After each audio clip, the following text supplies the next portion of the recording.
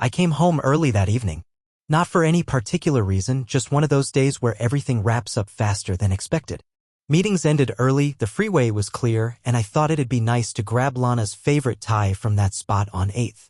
It felt like something small I could do to make her smile. Things had been tense lately. Subtly, not loud, but there, in the air. I figured this might help. The house was quiet when I walked in. No music, no chatter on speakerphone, no clinking in the kitchen.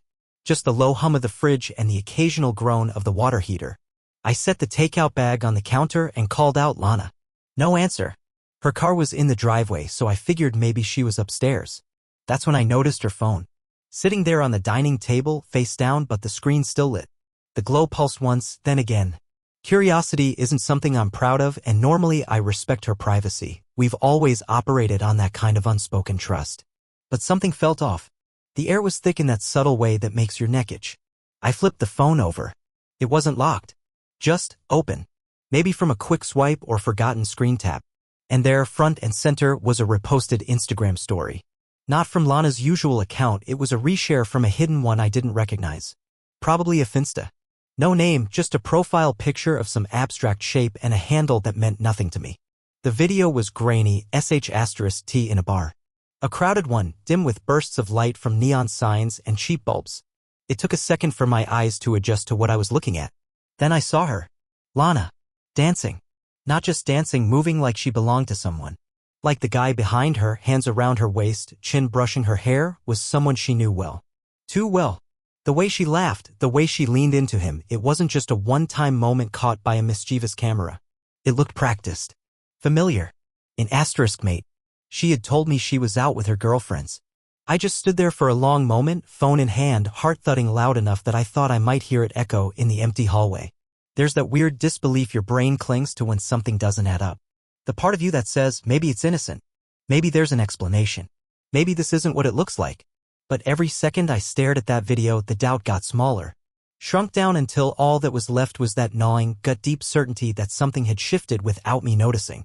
I didn't even hear the front door open. Her voice pulled me out of my fog. Hey, babe, she said casually, keys jingling as she dropped them in the bowl by the door. You're home early. I turned slowly, still holding the phone. Her eyes landed on it instantly. She paused just for a second, and that pause said everything. Oh, she said too calmly. That? She walked over like nothing was wrong. Took the phone gently from my hand, tapped the screen once to close the app. That's an old clip. Jamie posted it again. You remember Jamie, she's always reposting dumb stuff from years ago. We were at that dive on Highland, like? I don't know, forever ago. It was just a joke. She smiled, smooth as glass. Unbothered. Her tone light, rehearsed. And suddenly I realized this wasn't her being caught off guard. This was her running the playbook. She had an explanation ready. Like she knew this moment might come. Like she'd imagined it. I just nodded. Didn't argue. Didn't accuse. Because in that moment, there was no point. Her calm was too perfect, too settled. She wasn't trying to win me over, she was trying to hold her ground. Control the narrative. And I knew if I pushed, all I'd get was more of the same. Instead, I said, I picked up Thai. Your favorite. Oh, awesome, she replied, her voice chipper again. I'm starving. That place always hits. She kissed my cheek, a quick, practiced motion, and headed to the kitchen to grab plates. I stood there, rooted to the floor like I didn't recognize my own house anymore. Over dinner, she talked about traffic, about someone annoying at work, about how the group chat was planning a spa day next weekend. Her voice flowed easily, her face animated. Like nothing had happened. Like I hadn't just watched her in the arms of another man. I matched her energy. Asked follow-up questions, nodded, smiled where appropriate. But inside? Inside I felt like something foundational had cracked. Something I hadn't realized was vulnerable until it gave way all at once. The kind of break that doesn't make a sound, not yet, but shifts everything. Later, as we got ready for bed, she scrolled through her phone like always. I brushed my teeth, watching her from the mirror. She looked peaceful. Or maybe just content in the lie. I didn't know anymore. As I turned off the light and climbed into bed beside her, I knew one thing for sure. I didn't believe her. Not really. And now that the seed was planted, that nagging question, I wasn't going to be able to forget what I saw. Not tomorrow. Not the day after. The story might have been from a private account. But the truth? That wasn't private anymore. It was unfolding right in front of me. And I couldn't unsee it. I didn't sleep that night. Not really. I just laid there in the dark beside Lana, listening to the rhythm of her breath, trying to match it with mine. At some point, she shifted onto her side, murmured something in her sleep, and I caught a faint whiff of perfume, not the one she usually wore. Something deeper, muskier? I wondered if it was his. My mind wouldn't stop. It kept circling back to the video, to the way she explained it without missing a beat, to how she grabbed her phone so confidently as if she knew exactly what I'd seen and already had the story prepared. It felt coordinated, practiced, as if she'd anticipated this exact scenario. That's what kept gnawing at me. Not just the video itself, but how little it seemed to rattle her. As if she'd gone through the motions before. The next morning, I watched her tie her hair into a bun and scroll through her messages like any other Tuesday. She was humming softly. Same as always. But everything felt altered, like someone had rearranged the furniture in my house by an inch, subtle but jarring once you noticed. Over breakfast, I tried to act normal. She talked about a marketing meeting she had that afternoon and asked if I wanted to do movie night that weekend. I said sure. She smiled, kissed me goodbye, and left in her usual heels, tapping down the steps like everything was fine. But I didn't go to work. I sat at the kitchen table long after the door closed behind her, staring at the empty coffee mug she'd left by the sink. I kept thinking about the last few months. Things that didn't seem important at the time suddenly stood out like bold text. Back in February, she told me she couldn't make it to my cousin's wedding because of a mandatory client dinner. I went alone. Half the night, I kept glancing at the door, expecting her to show up in that navy dress she always wore to formal events. She never did. When I got home, she was asleep on the couch. No makeup, her clothes neatly folded over the back of a chair. It felt off. Too neat. Then there was that Saturday I'd planned a hike for us, her idea, actually. But the morning of, she claimed she had a migraine. Said she'd rather stay home in bed with the curtains drawn. I went alone. When I got back, her hair was styled and she was in fresh makeup. She said she felt better. Smiled at me like she meant it. But that wasn't the first time either. Now that I was letting myself look, really look, the moments added up. Subtle, quiet discrepancies that I brushed off because I didn't want to believe something was wrong. Like the keychain. It was bright orange, shaped like a tiny dumbbell. She said she got it from a corporate wellness event. But I remember flipping it over and seeing the logo of a boutique gym, one we'd never been to. I asked her about it. She laughed, said her coworker handed them out as a joke. We don't even have a branch near here, she added. Except we did. I passed it on my way to work every other day. Then there was the scarf. It had a scent on it that wasn't hers, masculine, clean, not cologne but something subtle, maybe a body wash or deodorant. I asked about it once in a light, joking way. She waved it off. Tom borrowed it on a windy walk. Remember Tom? From accounting. He's married. I believed her. God, I believed all of it. I wanted to believe it. Because the alternative, that my wife was systematically deceiving me, felt too heavy to carry. Too big to even fit into the shape of our lives. But now that weight was settling. And I couldn't unremember any of it.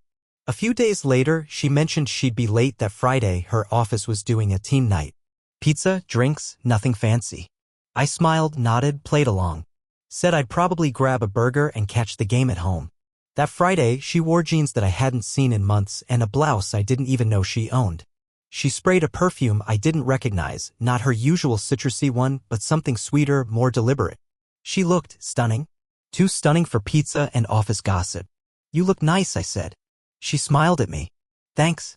We might take pics, so I figured I'd dress up a bit. I almost asked, pics for who? But I swallowed it. She left around 6. At 6:30, I was in my car, parked 2 streets down from the bar she said they were going to. I wasn't proud of it. But I wasn't ready to be blindsided again. From my spot across the street, I watched the entrance. People came and went. Groups of friends, coworkers, couples. Around 7:15, I saw her. She wasn't alone. She walked in with a man, tall, beard, dark jacket. The same one from the Instagram story. He had his hand at the small of her back as they entered, casual but familiar. She turned slightly, said something that made him laugh. They disappeared inside. I didn't follow them in. I didn't need to. I sat there another 30 minutes, trying to convince myself I hadn't just seen what I saw. That maybe he was a coworker. Maybe this was still explainable. But in my gut, I knew.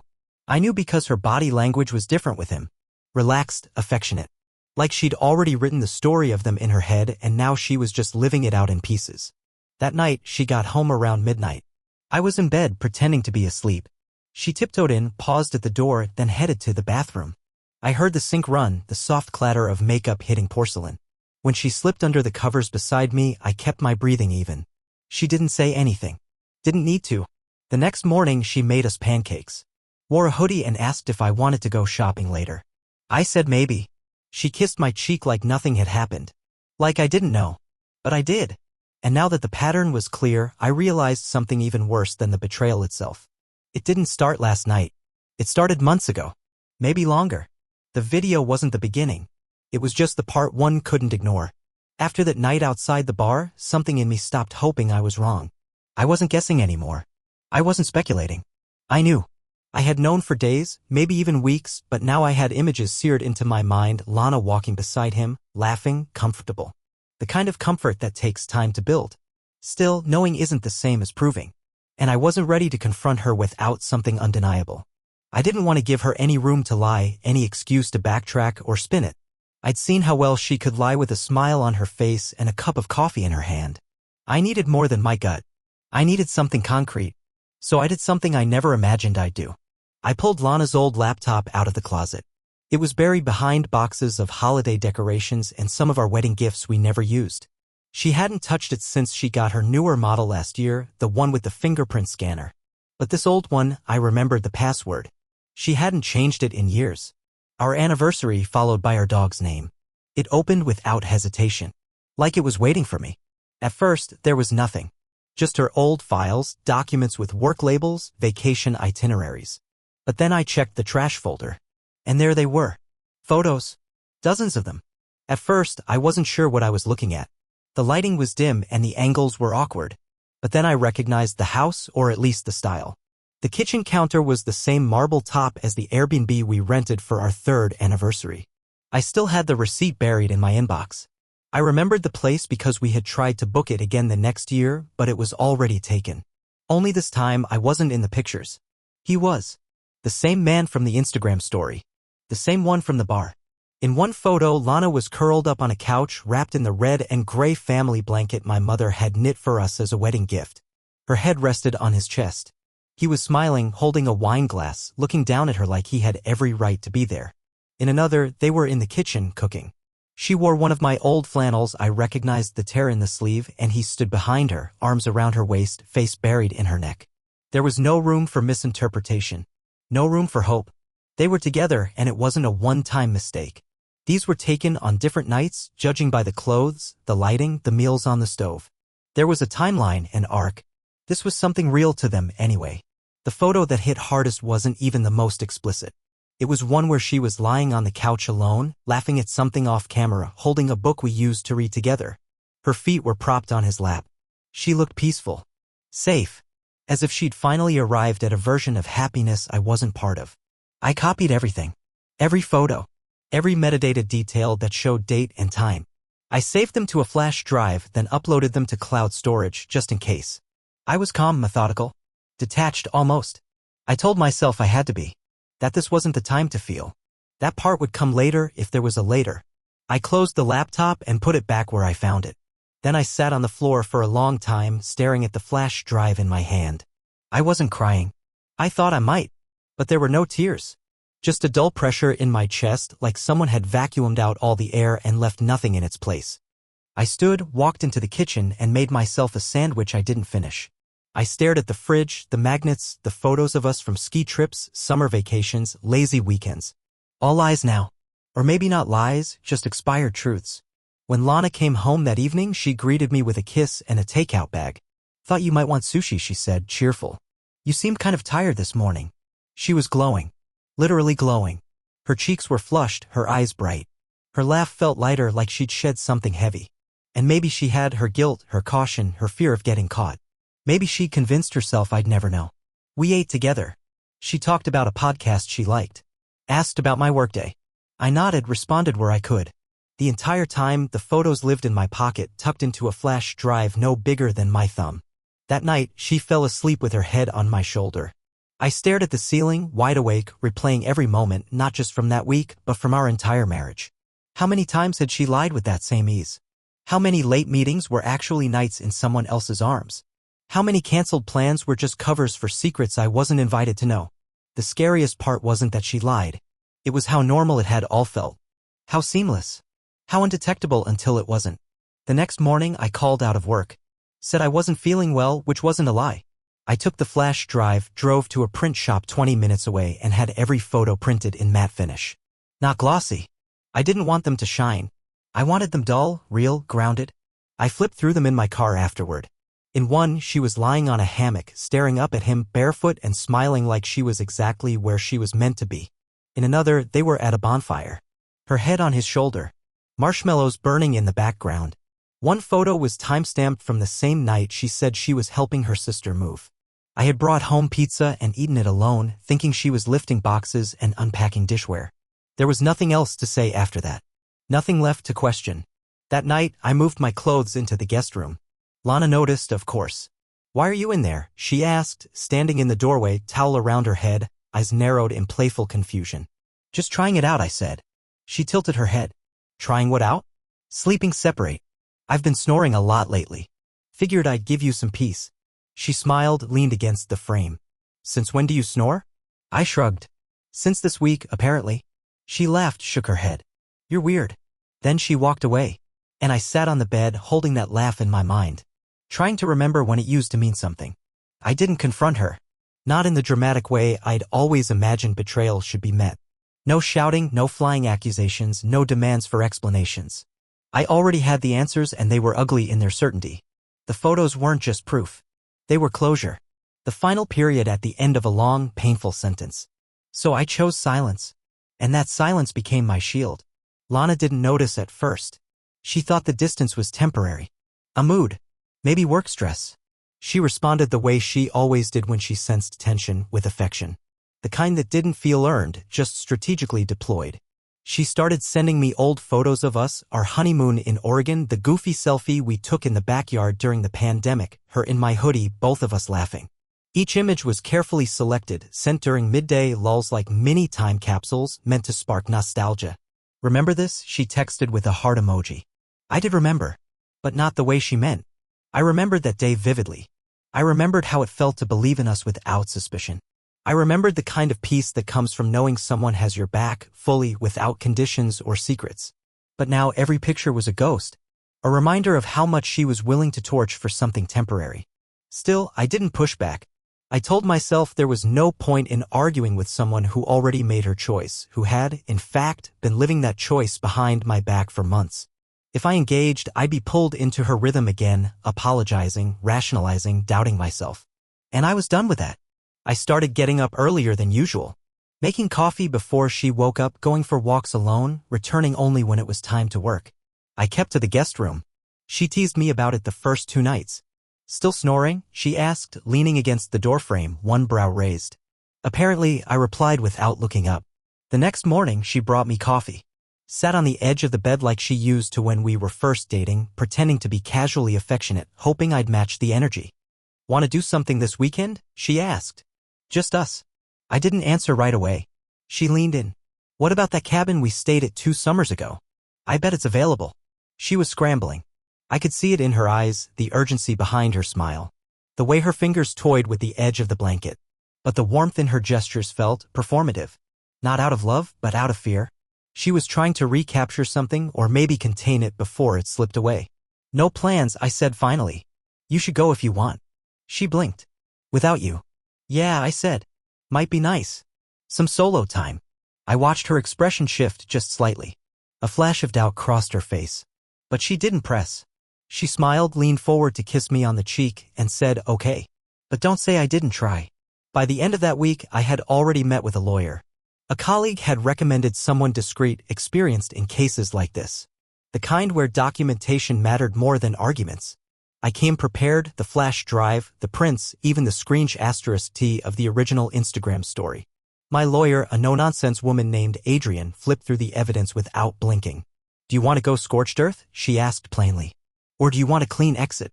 "Clean," I said. "But tight." "She'll try to spin it." Adrian nodded. "Then we get ahead of it. Quiet separation first. Protect your assets. Cut access to joint accounts. Let her make the first move after that." By the time Lana noticed, everything had already started shifting. She came home one night and frowned when her card declined at the grocery store. "Hey," she said casually that evening. Did you forget to move money into the joint? Nope, I replied. I moved everything out. She blinked. Why? Felt like it was time to untangle things. Simplify. She stared at me, her smile frozen. Elijah, what's going on? I looked at her, really looked at the practiced concern on her face, the fear just underneath it. She wasn't worried about me. She was worried about control slipping. You've been distant lately, she said, crossing her arms. It's like you're mad at me for something but won't say what. I'm not mad, I said. I'm clear. That night, she came into the guest room again, this time without coffee or pretense. Just stood there in the doorway, arms crossed. Are you seeing someone? The irony almost made me laugh. No, I said. Because it feels like you are. I looked up from my laptop. Why would you think that? You're cold. Distant. It's like you're not here anymore. You barely look at me. I closed the screen. So you think I'm cheating? I didn't say that. No, I said. You just implied it because that's what you'd do in my place. She hesitated. What's that supposed to mean? I stood. Walked past her. You figure it out. Over the next week, her tone shifted. She stopped sending nostalgic photos. Stopped trying to initiate date nights. Instead, she started pushing. Little comments about finances. Snide remarks about how we need to be fair if we're actually separating. At one point, she suggested we pause the process and try counseling, said she was willing to fix things if I could be honest about what was going on. I didn't take the bait. I simply sent her a shared folder of *TS. The Instagram story. The metadata. Photos from the laptop. No message. No caption. She didn't respond. 2 days later, she tried to show up at my office. Security turned her away. That evening, I came home to find a letter on the porch. Handwritten. No envelope. I didn't open it. I tossed it in the fire pit in the backyard and lit a match. I didn't even watch it burn. Lana tried one more time, a voicemail 2 minutes long, her voice trembling, saying she was sorry if things got out of hand and that she never stopped loving me. I didn't return the call. Instead, I called Adrian and told her to move forward with the filing. By the time the papers were ready, Lana was back to being cold. Defensive. Her texts were sharp. She said she deserved more than to be cut out like a stranger. Said I was being petty and punitive. I didn't reply. Everything she tried failed. The affection didn't work. The guilt didn't work. Even the anger felt forced now, like she couldn't figure out which version of herself might still get a reaction out of me. She kept looking for the old Elijah. The one who'd cave. The one who'd hesitate. The one who still believed in her.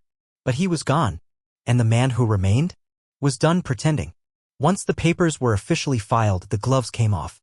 Whatever fragile mask Lana had worn cracked, and what emerged was something cold, calculated, a version of her I barely recognized.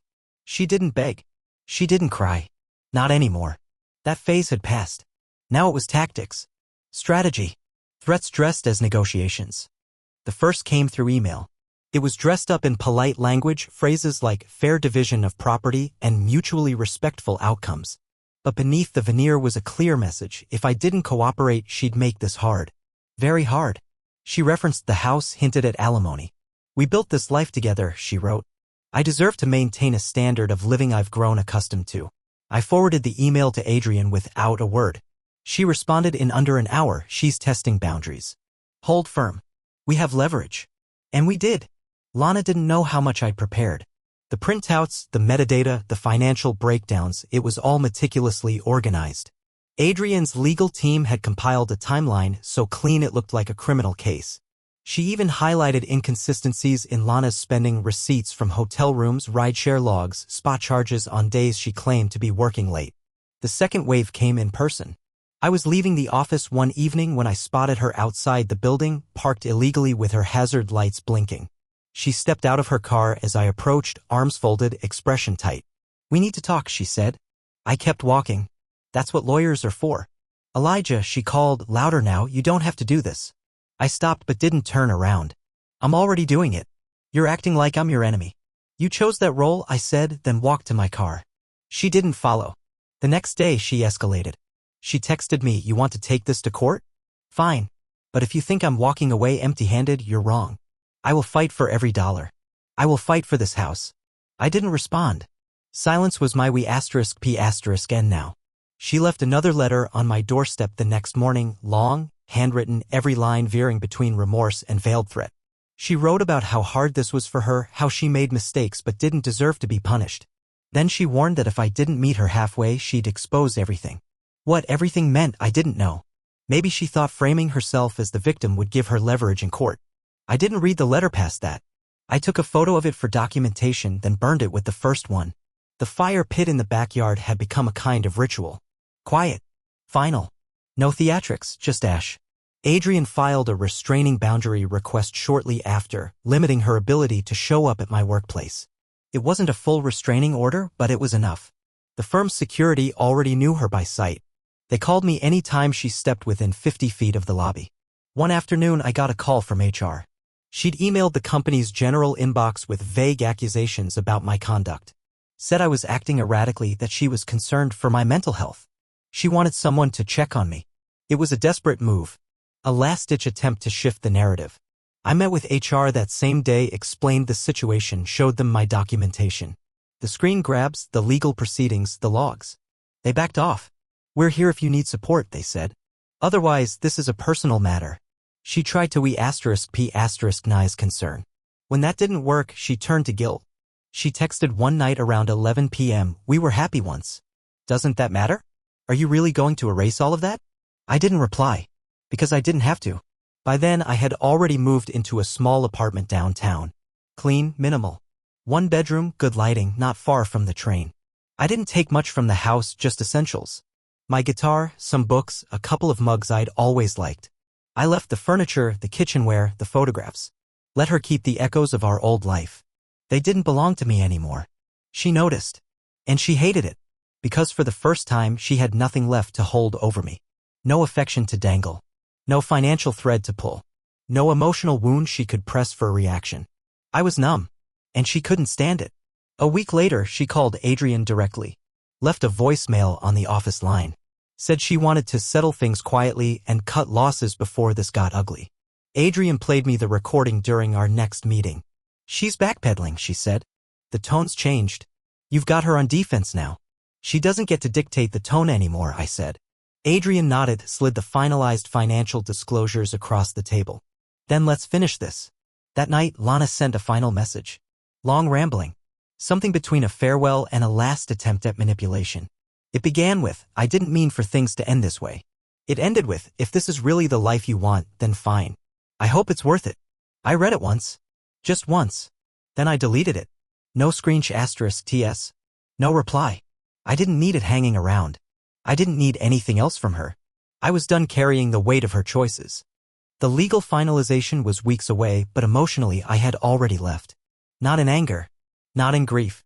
Just distance. A quiet, complete severance. Not because I wanted revenge, I didn't. I didn't even want closure anymore. I wanted peace. And the only way to get it was to stop engaging. Stop explaining. Stop hoping she'd understand what she'd broken. Let her twist. Let her spin. Let her throw every tool in the book. None of it mattered now. The man she betrayed was gone. And in his place stood someone she could no longer touch.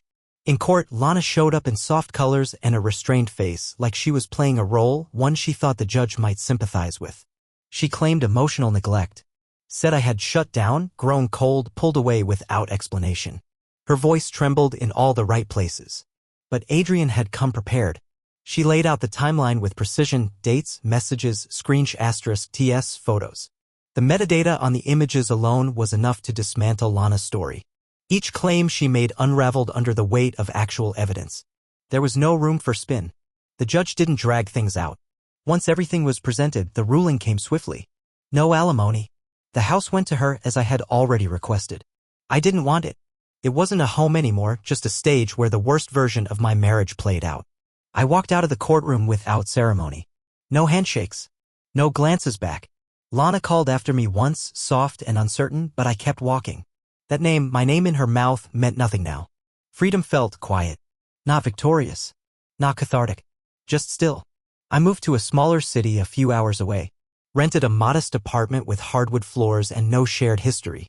I started freelancing again, design work, the kind I used to love before everything got complicated.